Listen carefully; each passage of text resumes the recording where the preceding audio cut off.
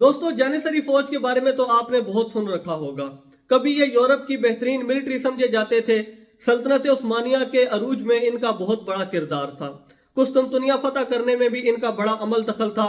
सारा यूरोप इनके नाम से कांपता था। लेकिन आखिर क्या वजह हुई कि ये इतने अरूज पर जाने के बावजूद उस्मानी सुल्तान और अवाम की नजरों में इतना गिर गए कि खुद उस्मानी सुल्तान ने इनके कत्ल के ऑर्डर जारी कर दिए। दोस्तों, राइज ऑफ जेनिसरीज तो आपने बहुत सुना होगा। आज बात करते हैं फॉल ऑफ जेनिसरीज पर, यानी कि जेनिसरी फौज के जवाल पर। तो आइए आज की वीडियो शुरू करते हैं।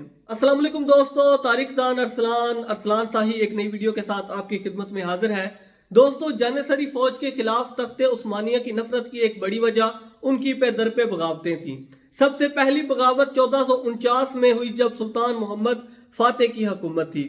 इस बगावत का मकसद अपनी सैलरीज बढ़वाना था, जिसे सुल्तान ने कबूल कर लिया। बज़ाहिर तो ये एक छोटी सी बात थी, मगर इस अमल ने एक ऐसी रविश की बुनियाद रख दी जिसने जानिसरीज को बहुत ज्यादा कॉन्फिडेंट बना दिया। शुरू में जानिसरीज शादी नहीं कर सकते थे। इनकी तमाम तर वफादारियां सुल्तान के साथ होती थीं, लेकिन 1566 में सुल्तान सलीम दोम ने इन्हें शादी करने की इजाजत दे दी। वक्त के साथ साथ इनकी इजारादारी भी बढ़ती गई और इनकी करप्शन भी बढ़ती गई। ये लोग अपने रिटायर्ड फौजियों के बच्चों को भर्ती करने लगे और उन्हें उस ट्रेनिंग से नहीं गुजरने देते थे जिससे शुरू में तमाम जेनिसरीज को गुजरना पड़ता था। इस वजह से बहुत से नालायक लोग भी इस अजीम फौज का हिस्सा बनने लगे, जिससे एफिशिएंसी में काफी फर्क पड़ा और इनकी तादाद में भी बहुत ज्यादा और गैर जरूरी इजाफा हुआ। 1575 में इनकी तादाद सिर्फ 20,000 थी, लेकिन 1826 में यह तादाद बढ़कर 1,35,000 तक पहुंच चुकी थी। जेनिसरीज को उनकी फतुहात और सल्तनत उस्मानिया के फैलाव में बहुत ज्यादा किरदार अदा करने की वजह से इन्हें सल्तनत उस्मानिया में बहुत ज्यादा इज्जत हासिल थी और इन्हें बहुत ज्यादा मराद दी जाती थी। और इसके साथ साथ इनकी तनख्वाहें भी बहुत ज्यादा थी। इन मराद में वो ज़रई जमीनें शामिल होती थी जो कि फतहशुदा इलाकों से हासिल की जाती थी। इसके साथ साथ इन्हें माले गनीमत में भी बहुत ज्यादा हिस्सा मिलता था। लेकिन वक्त के साथ साथ जब सल्तनत उस्मानिया जंगें हारना शुरू हो गई और इसके साथ साथ उसके ज़ेरे इंतजाम इलाकों ने अपनी आज़ादियां हासिल करना शुरू कर दी, तो अब मजीद इलाके मजीद जमीनें आना खत्म हो गई। जमीनें आना खत्म हो गई थी, लेकिन जेनिसरीज की डिमांड्स खत्म नहीं हुई थी। उन्हें हर सुल्तान से ज्यादा मुनाफा चाहिए होता था।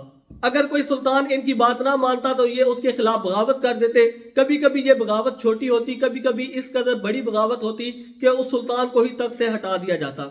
सुल्तान अहमद सोम के दौरे हुकूमत में इन्होंने इस्तांबुल को 144 दफा आग लगाई ताकि इनकी मांगे पूरी की जाएं। 1622 में पोलैंड के खिलाफ जंग हारने के बाद सुल्तान उस्मान दोम जेनिसरीज से सख्त नाराज हुआ और उन पर सख्ती करने की कोशिश की। सुल्तान उस्मान अभी टीन एज में था।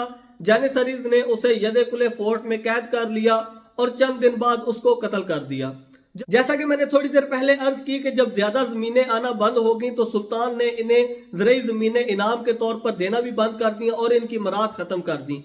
इसका हल इन्होंने ये निकाला कि ये टोलियों की सूरत में जाते और सल्तनत उस्मानिया के सरहदी इलाकों में जाकर अपनी लूट मार करते और वहां से जो कुछ मिलता अपने साथ लेकर वापस आ जाते। इस वजह से सल्तनत उस्मानिया के ताल्लुकात अपने हमसाया ममालिक के साथ बहुत ज्यादा खराब होते गए। 1807 में सुल्तान सलीम सोम ने आर्मी को मॉडर्नाइज करने की कोशिश की, मगर जेनिसरीज ने उसके खिलाफ बगावत करके उसे तख्त से हटा दिया। आखिर सुल्तान महमूद दोम ने इनको मुकम्मल तौर पर खत्म करने का फैसला कर लिया। तोप खाने का एक नया विंग बनाया गया जिसकी जेनिसरीज ने मुखालफत तो की, मगर उसे रोक ना सके। रफ्ता रफ्ता सुल्तान महमूद दोम ने मजीद तब्दीलियां शुरू कर दी। अपना असर और सूख जाता देखकर 15 जून 1826 को जेनिसरीज इस्तांबुल की गलियों में निकल आए और बगावत कर दी। इसके साथ साथ उन्होंने महल का भी घिराव कर लिया और अपनी बैरकों से निकलकर जमा होने लगे।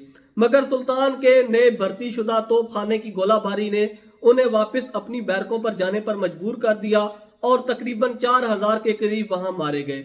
जो लोग गलियों में फायरिंग कर रहे थे उन्हें नई फौज ने अवाम के साथ मिलकर काबू कर लिया।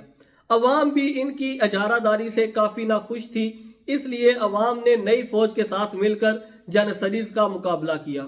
इस वाक़े को तुर्की की तारीख में वाक़या खैर या ऑस्पिशियस इवेंट कहा जाता है और इसे बल्कन्स में वाक़या शर कहा जाता है।